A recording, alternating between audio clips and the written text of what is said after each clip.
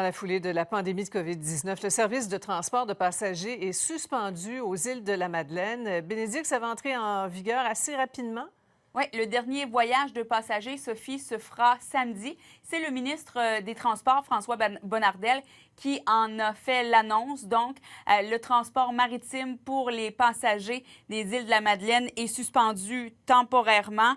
François Bonnardel qui a dit carrément, le premier ministre a demandé de ne pas voyager entre les régions, donc encore moins entre les provinces. Et c'était rendu quand même complexe, Sophie, il faut le dire. On le sait que le Nouveau-Brunswick a fermé ses frontières, l'île du Prince-Édouard qui contrôle les accès à la province. Donc, le gouvernement des îles du Prince-Édouard avait demandé que ce soit juste du transport de marchandises. Et maintenant, ce sera fait. On a parlé un peu plus tôt avec le maire des îles de la Madeleine, Jonathan Lapierre, qui a parlé de l'importance tout de même à ce qu'il y ait toujours de l'approvisionnement. Je vous laisse entendre le maire. Cette annonce-là fait suite à l'ensemble des mesures qui sont mises de l'avant au Québec, mises de l'avant de la communauté des îles de la Madeleine, mais également du côté de l'île du Prince-Édouard. Donc, je vous dirais que pour nous, l'élément central était de s'assurer qu'il y ait un continuum dans la chaîne d'approvisionnement des îles par voie maritime. Et aujourd'hui, on arrive avec une annonce qui nous garantit ce volet-là, en plus de nous assurer que s'il y avait des citoyens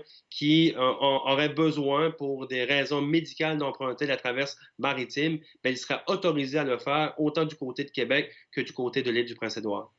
Il faut rappeler, Sophie, qu'Air Canada a suspendu ses liaisons aériennes avec les îles de la Madeleine du 1er au 30 avril. Et là, le gouvernement qui est en discussion avec Pascan Aviation pour justement assurer les liaisons aériennes, on dit qu'on devrait être en mesure de donner plus d'informations à ce sujet dans les prochains jours.